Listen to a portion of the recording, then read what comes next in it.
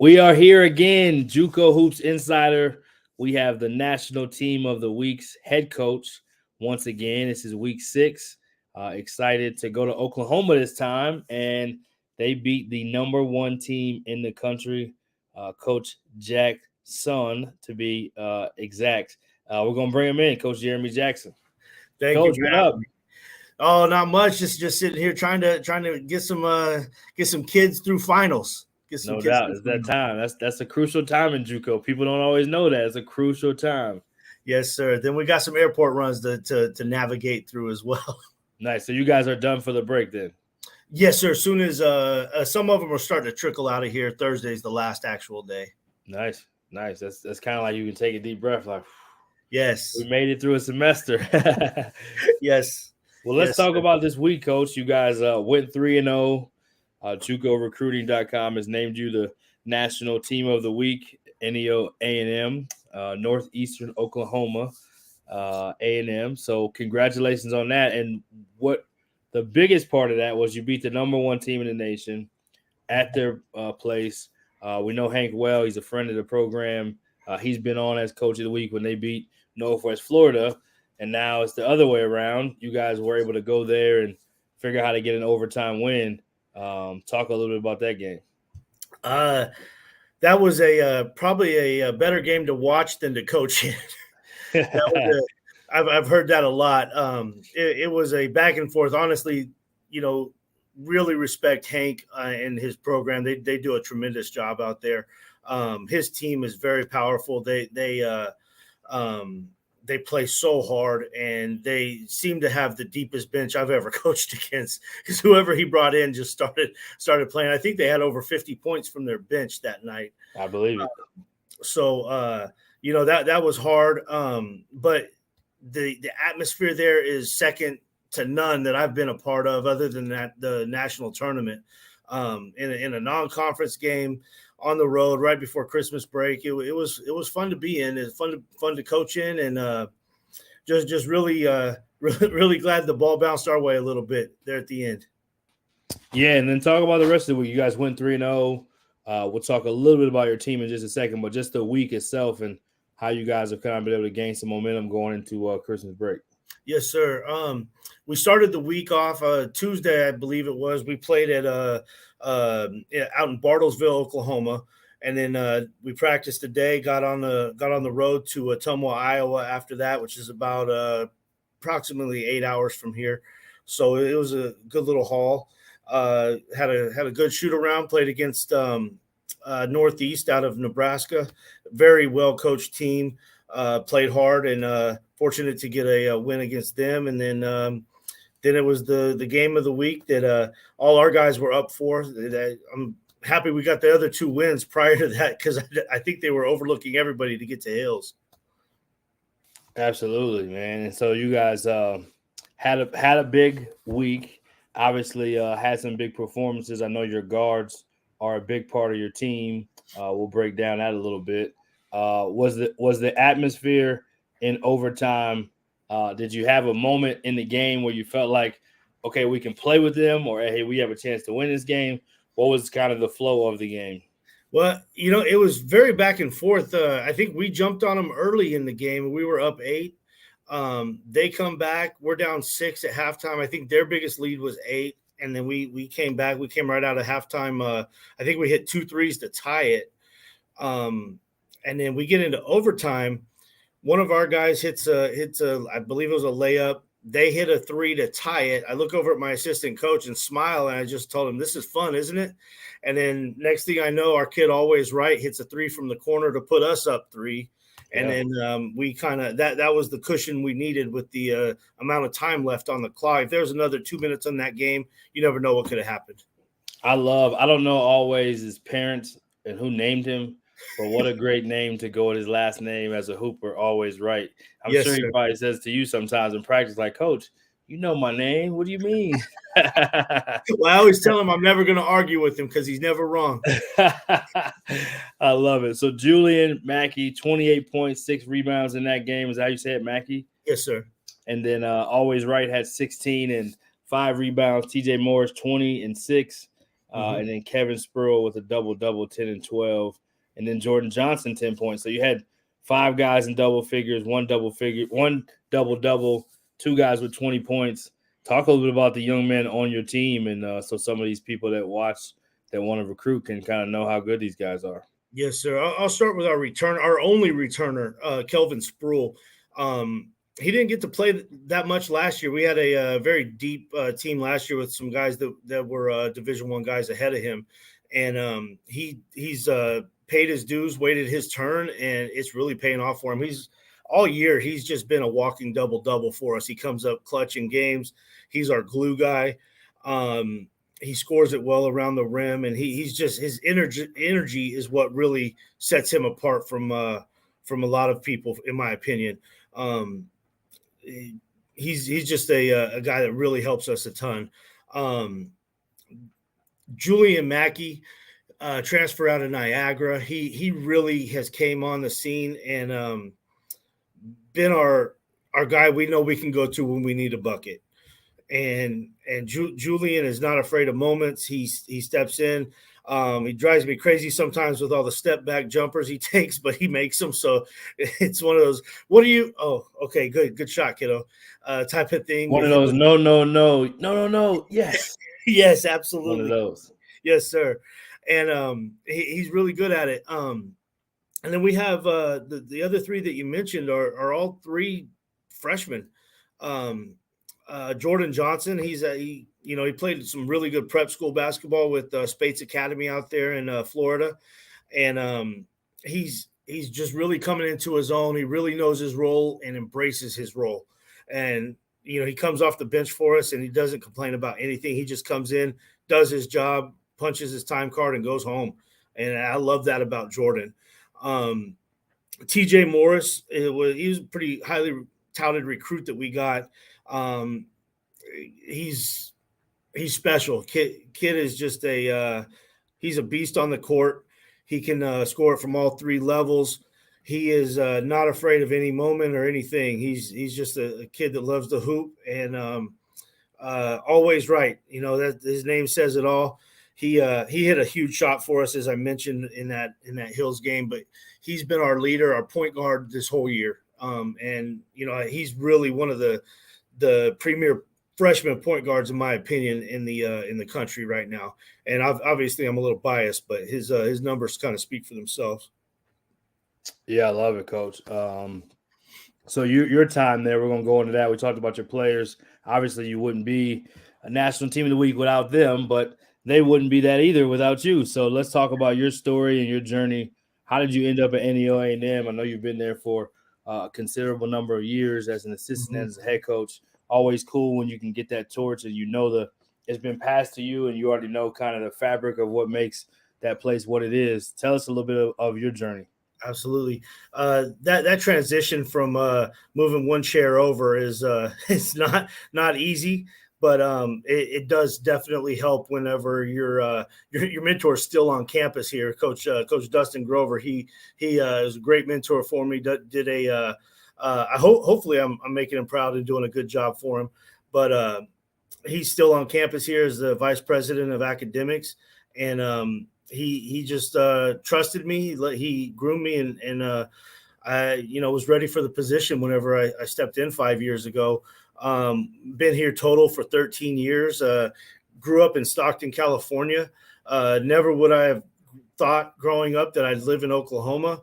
Let alone be the head coach of a national junior college, national D1 junior college, and be on this show. I'm just very grateful for this opportunity and not only just to be on your show, Coach, but just the opportunity I've had here at NEO to be the leader here for our program. Yeah, we're going to talk more about the inside of the program, Coach, and we appreciate you being on as well, and you represent JUCO in such a good way and take a lot of pride in JUCO. It's pretty obvious. Anyone that knows you or follows you, it's something that I think you're a great ambassador for this level. So let's talk about JUCO. There's a lot of misconceptions. We like to ask people about this because you just never know who may be watching and you never know what somebody may say. But what's your perspective on what makes JUCO great and why you love it? what makes JUCO great to me is we deal with so many kids from various backgrounds, but reasons also. The reason that they're here is a lot different than why a young man or young lady might have went to a Division 1, 2, 3, or NAIA. It's just because they're still chasing that dream to get into the Division 1 level, Division 2 level, or just even just getting their scholarship to have school partially paid for, fully paid for. The thing about JUCO to me is if you're hungry, you'll make it out. If you come into a junior college athletic program and you're not hungry, it's gonna I don't want to say eat you alive, but it'll teach you some lessons in adversity that you're gonna have to learn to get through. The perspective with JUCO is sometimes a negative in a negative content, and Right. we deal with wonderful kids. These guys that we deal with are freshmen and sophomores, and they're still young men, young women learning their way through life. And yes, everybody's going to mess up and make a bad choice here or there, but it's our job as their coaches, as their mentors, to help them. It's like the old Dwayne Wade commercial: I fall down 9 times, but I get up 10. And to me, that's what JUCO stands for as well. We're going to keep getting back up, and as long as we stay hungry, we're gonna keep trying to eat. Yep, no doubt. Yeah, I think it builds a different kind of resolve and resilience. And JUCO players have a lot of different level of gratitude, I believe, almost similar to what you're talking about, even as a coach. Just because you don't have as many of the bells and whistles you have at the next level. It's one of the purest levels of ball because it's really just about hooping. It's not about politics. It's not about media. It's not about, how many stars you supposedly have. It's like you got to either show up and do it or not. You're going to either it's kind of one of those where survival of the fittest. It forces you to really figure out and dig deep and figure out what you're really made of. So I think you really and I think the part I love about it too is you get to have close relationships with your guys, even as a head coach, because you spend so much time around each other in such a small community, so tight knit, that everybody kind of gets to clown and joke and have a chance to be close, whether you plan on that or not. You're doing bus rides, you know what I mean? It's just a different type of intimacy, I think, for teammates and for coaches. So I appreciate you sharing that. What about the recruitment side? What do you think now? Transfer portal is here. There's a lot of positives to the portal. JUCO is used to the transfer portal, and JUCO is also used to making a new team every year. Division I coaches are now adjusting to that and how that can be and how your players may leave and player may get signed earlier and you thought you may have him for 2 years or whatever the case may be. You have to put together a new team and figure that out. So talk about for your guys, how do you approach the idea of recruiting? Because sometimes guys think, oh, well, if I go to junior college, I won't get recruited because everyone's recruiting the portal or everyone's recruiting freshmen, where I think it feels like JUCO is coming back around as a really space of players being valued that come from that level. What's kind of your take and thoughts on that? When the portal kind of really took off a couple years ago with COVID and the leniency of the recruiting on there with kids being able to just transfer out and in, a lot of people were kind of negative towards it. To me, I just embraced it because that's what we are. Like you mentioned, we're a revolving door every year, every 2 years. We're lucky to have kids for 2 years. And with the experience that they might gain that first year. But, that's the world we live in junior college. To me is, we have to go out and replace kids because our goal is to graduate them if they're a qualifier, to get them placed somewhere early. And the transfer portal has definitely helped with our recruitment, getting some maybe some higher names or higher level kids in here, but it also has created a logjam at the post grad level, at the high school level, to where there's so many talented kids out there that are kind of flying under the radar, so to speak, because there's only so many scholarships in the country to go around, and there's more kids in scholarships every year, it seems like. So we've really just tried to uncover every rock and shake every bush that we can to try to find the best players that fit our program, fit our culture, and fit our team here. Yeah, no, well said. And then what do you think about your guys moving on? Do you think the transfer portal is in the way of your guys moving to the next level? I believe that it's it's there. It's like the elephant in the room. Like, I should I sign early, coach, before the transfer portal really pops off? Or Right. it's almost like you have to take about 4 weeks, but two before the Final Four, 2 after the Final Four. Yeah. That it's like, don't worry about it. You're just gonna have to take a month off, and then we'll start the recruiting stuff back up, because that's Right. when coaches will start reaching back out to you again, or come across your name from somebody. So patience is the key for me. If one of our guys wants to sign late, and keep all his options open. For me, like I said, I'm a coach. I want to help all these kids. If it's signed early, if it's signed late, I'm just going to help them do the best that they want for themselves and their family. Right. The sign late part, you mentioned something that I want to dive into just a little bit, and that is the idea of the portal happens. There's kind of a mad rush in that first 2-3 weeks of that, maybe even a month. And then after that is what you're saying, things kind of settle down, and then the dust settles, and okay, a lot of the top tier guys in the portal have been selected that people are kind of going after. After that, then they come back and value other recruiting even more. And then all of a sudden it feels like JUCO kind of becomes a top priority at that point, because a lot of the portals kind of been picked through, and then you go try to find some of the best JUCO. Is that kind of what you've seen, or what's kind of your experience? Absolutely. We had a young man last year, Brian Moore Jr., who waited a pretty significant time. Good player. Yeah, very good. And he signed with Murray State, technically late, I guess, in the signing period. Right. And it really benefited him to wait, because he might have went somewhere that he didn't want to be at prior, if he would have just kind of what's the phrase, jumped the gun on that.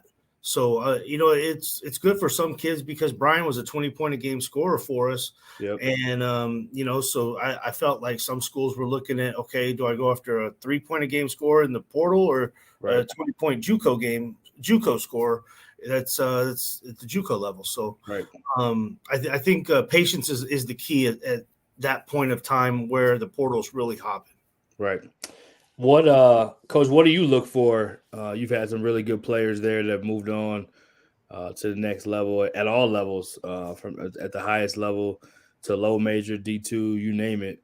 What do you look for in players that come to NEO?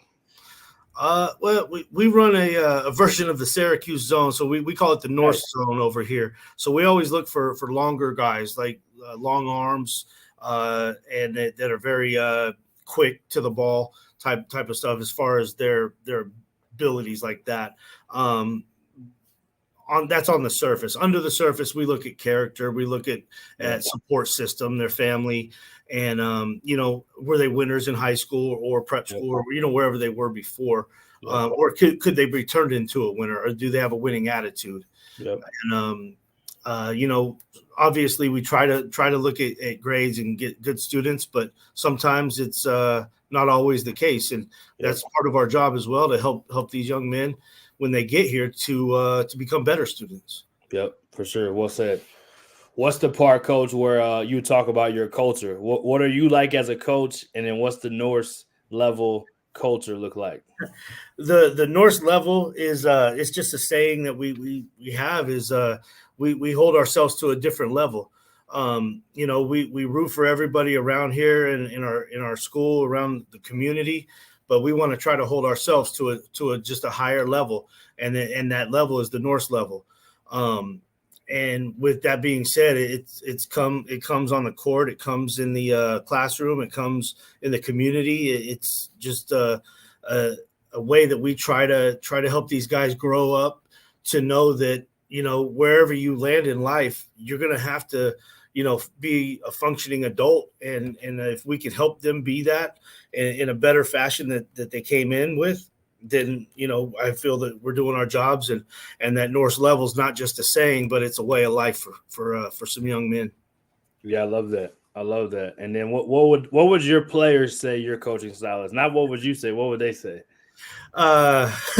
They would probably say he lets me be me. Yeah, that's good. I trust these guys. I try to not recruit robots. I recruit basketball players, and I want them to come here and be able to feel free to make plays, and not look over their shoulder every time they miss a jump shot, thinking they're coming out. Yep. So we talk a lot about shot selection, timing on shots, and things of that nature. And I don't mind a good step back, like I was saying with Julian Mackey, but because he's able to make them. Yeah. And I really let our players play through things a lot. I'm not a big timeout guy in games, and I've followed some of the greats throughout the years as coaches with Steve. I'm a Warriors fan, so Steve Kerr, but his coaching tree of Phil Jackson and Greg Popovich is they let players. I think we lost Coach just a little bit, telling the story about his coaching philosophy and letting players play, not calling timeouts. Hopefully we can get him back here in just a little bit. But, yeah, we're visiting with Jeremy Jackson, head coach, NEO A&M. Won 3 games this week, beat Indian Hills on the road, had some big-time performances from some of his guys. Just recapping that, Julian Mackey had 28-6. Always Right had 16-5. TJ Morris 20-6. Kevin Spurl had a double at 10-12, and Jordan Johnson had 10 points himself. So big win. They're now 12-2 on the year, 3-0 in their conference play, and ranked in the top 25. On the media poll, I believe they're 14. I'm not exactly sure what they are on the NJCA poll, but Coach should be here back in just a second, hopefully. But, been a good interview so far. We're just spotlighting the national team of the week. And, Coach has been there for a number of years. So we wanted to ask him a couple more questions before he leaves. So he's putting me on the spot. Nothing I can't handle. We do this. But, so – we'll give Coach a little bit more time and see if we can bring him back in here. That game they won against number 1 Indian Hills was on the road at Indian Hills in a tournament. And I think we got Coach back. Yes. I had some time for a second. It's all good. My apologies. I have an amazing assistant coach, Blake Mills. He was on the spot with the charging cord for my laptop. So big shout out to him. Shout out to the assistant. So you were talking about Steve Kerr, yes, and his tree. Yes, Greg Popovich and Phil Jackson. They let their players play through things, and that's one thing I've really learned. It does help. It's you guys got to kind of fix this yourselves. So I'm gonna be here for you. I'm your safety net, but on the fly, we got to learn how to play, and I think that makes us a better team towards the end of the year. Yeah, I'm glad you brought up your assistant coach. Let's talk about your staff that's there, and maybe even some of your former assistants real quick, and some shout outs to people on campus who helped make it go. And we'll talk about Cam, the real hooper in the family, and then we'll take a funny story and let you roll. Yes, sir. Blake Mills, he's this is his first year here with the program. He was at Eastern Oklahoma State for 4 years previous with Coach Scott Edgar. He comes in well. I mean, he is a blessing to have here. Energizer Bunny, does everything, always on the court with these guys, trying to get them individual workouts. I almost have to ask them what time they have class so they can make sure they're not missing class to be in here with him in the gym. And then he's very helpful. He gets these guys over to tutoring centers on campus, and he just does a great job for me. I couldn't be any more pleased with him. Shout out to my old coach, my old college coach, who was my assistant coach for my first 4 years here, is Bruce Chofka, who's the Miami War Dogs head coach now is the high school team here in town. He took that over this year, so Nice. he's doing good. I think he's on the road tonight out by Tulsa somewhere. So I need to get up and see how he's how their game's going to go tonight. Have a couple other assistants that have really helped throughout the years: Grant Pinkston, Javar Lewis, Gabe Palmquist Clark, who's at Art U now down there in San Francisco. Yeah, does a great job there. Just been very fortunate to have the support and the help that we've had throughout the years here. Yeah, I love it, Coach. Definitely such a big part of making it happen is the support staff that you have. So Absolutely. I've been at a number of, I think I coached at 1, 2, 3, 4 different JUCOs. Yeah, so I know the JUCO life very well. Yes, sir. So talk about Cam, your son. Let's talk about him, and then tell us a funny story, either about Cam or about basketball or whatever you want before we go. Cam, he's going to turn 11 here on the 19th of December. So he's 10 right now, but I wish I was as good as he. How do I say this? He's better at 10 than I ever was at basketball. So he plays with a team out of Missouri called the 4-State Running Rebels, and they're on the Under Armour circuit this year. They're going to be he also got invited to a couple top 100 events. I had no idea they did these for 10-year-olds, but apparently they do, and he's good enough to be in them, and he just works very hard. I always say there's no place like a gym to be your babysitter, so he's always in there on that gun and working on something. He's my little sugar freak, and I love him. I love it. All right, we'll get one funny story, and then we'll let you roll. So one of the funniest stories I've had here is just like I should have wrote a book about it type moment. Is we're working an Oklahoma State football game as a fundraiser. My first year as a head coach. Bus breaks down. We are stuck in Stillwater, out in a field somewhere. I don't even know where we exactly were. On football nights, all the hotels are booked, so we're scrambling around trying to get Ubers for food, DoorDashing food to a bus. They won't do it. Do they have DoorDash in Stillwater? No offense. I believe they do. Yeah, they did. They just wouldn't deliver to a bus out in the field because I couldn't tell them where we were. But our kids are hungry. It was a super hot. I think it was over 100 degrees that day, so everybody's grumpy. We find a hotel that's gonna let us stay, and we stayed in our clothes and didn't turn down the bed and just kind of slept on the top as best we could, and we get back at like, I don't know, 5, 6 in the morning, and that was a JUCO moment at its finest for us. Did you guys raise some money? That's the real question. We raised some money, but I think all the money was taken away from our school that had to come pick us up. So, but no, it was that's all tongue in cheek. It was a great time, but that's one of the JUCO stories that we have here, that we always talk about and joke about. I love it. Well, Coach, we appreciate having you, man. Thanks so much. Good luck the rest of the year. Enjoy your holiday season. We'll give you the floor to have any last words you want to before you go, and keep up the great work, man. Yes, sir. Really appreciate you guys having us on and honoring. It's definitely an honor to be the JUCO team of the week. You guys, yourself, Cody, Brandon, you guys all do amazing jobs, and we're so grateful for the recognition and the love that you guys do for junior college basketball, not just us here at NEO, because you guys do it for all teams across the nation. Here on campus, so grateful for our administration, Dr. Kyle Stafford. He really supports us. Him and Coach Joe Renfro, our athletic director here. They're very pro athletics, and they help us a lot and help the athletic programs here to all want to be good and want to be great at what we do. So without that support, and obviously I got to go home tonight, so I'd like to give a shout out to my wife Natasha and my daughter Savannah. If not, I might not be able to get in the house tonight, but there's nobody like a coach's wife, and without her support, it would be a very, very difficult thing for me to stay in coaching. And I'm just very grateful for her and for our family.